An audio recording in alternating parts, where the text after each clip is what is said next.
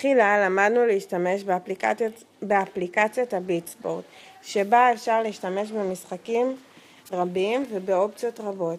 יש לנו התאמה של אותיות, שאפשר גם להשתמש בה, מה בא אחרי ומה בא לפני, וזה מה שבחרתי. אופציה שנייה שהשתמשתי, זה האם האות מתאימה לאות שהביטספורט אומר.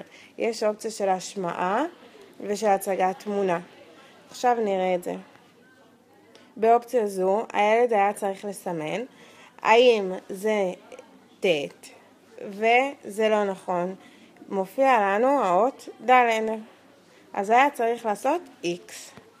באופציה זו, הוא צריך להגיד מה בא אחרי, האות ב', ג' או A. כמובן שהתשובה הנכונה היא ג'. אופציה זו היא כבר יותר מתקדמת, וזה הטיינטאפ, שבו התלמידים היו צריכים לסדר את הסדר אותיות לפי הסדר הנכון, ולסמן כל פעם את האות הבאה בתור, אם זה א', אחר כך ב', אחר כך ג'.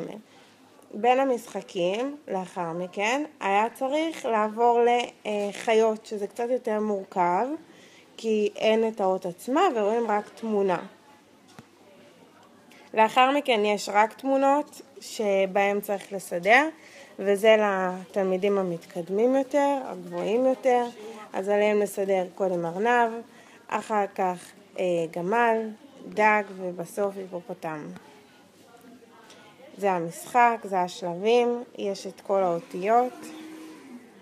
זה אפליקציית סוק פאפט, שזה גרביים שמדברות, זה מעודד את המוטיבציה של התלמידים, וגם פה שלחתי אותם קודם כל להגיד את כל סדר האותיות.